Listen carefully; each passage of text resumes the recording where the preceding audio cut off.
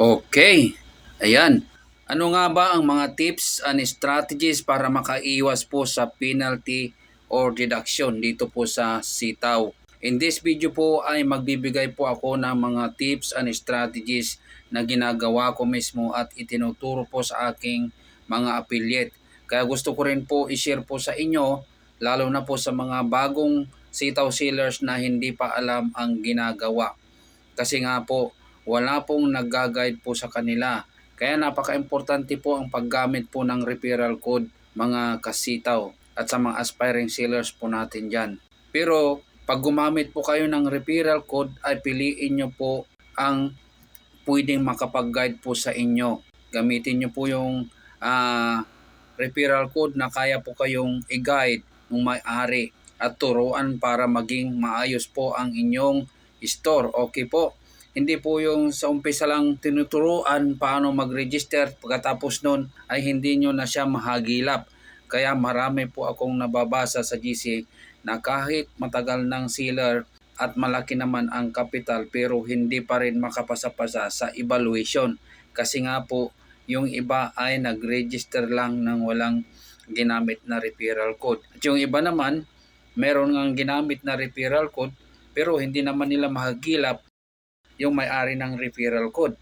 So yun po ang problema doon. Po, mayroon nga tayong AS or account specialist. Pero di naman nila itinuturo ang mga strategies na dapat nating gawin para makaiwas po sa penalty or deduction. Kaya sa mga gustong gumamit po ng aking referral code, asahan nyo po ang 100% po na pag-support ko po sa inyo.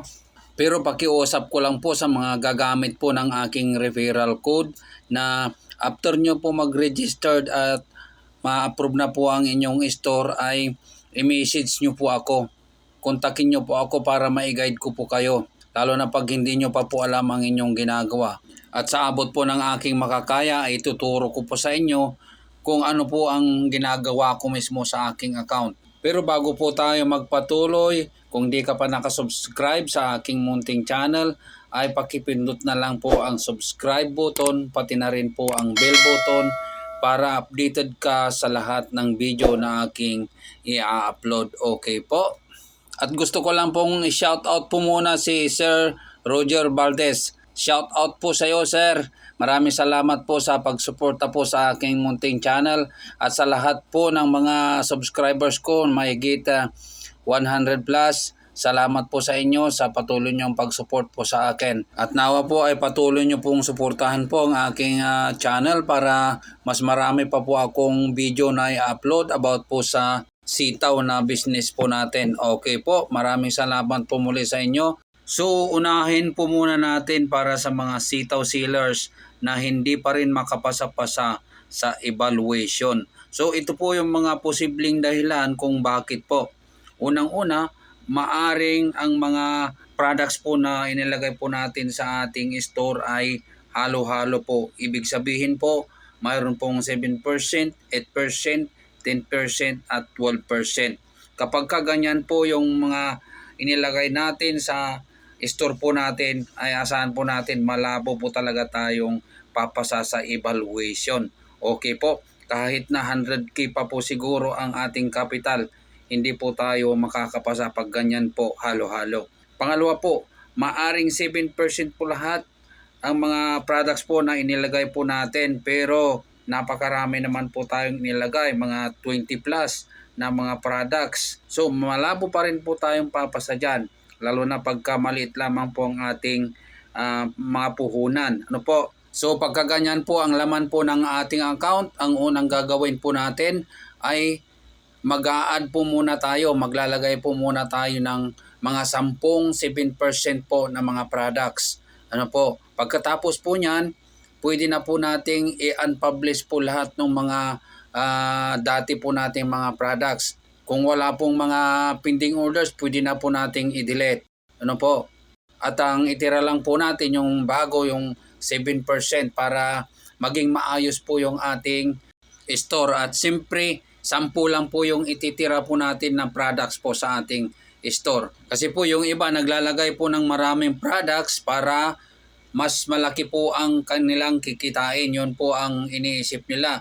At yung iba naman, naglalagay po sila ng mga 12%, 10% para mas malaki din po ang kanilang kikitain. Ano po? Pero hindi po ganoon. Opo, mas malaki po ang kikitain pagka naipasa po natin ang evaluation. Pagka hindi po natin naipasa ang evaluation, bagsak din po yan sa 7% or 6%. Okay po? So pangatlo na dahilan kung bakit po hindi po makapasa-pasa sa evaluation. So ito po yung maaring isang dahilan kung bakit po hindi makapasa sa evaluation.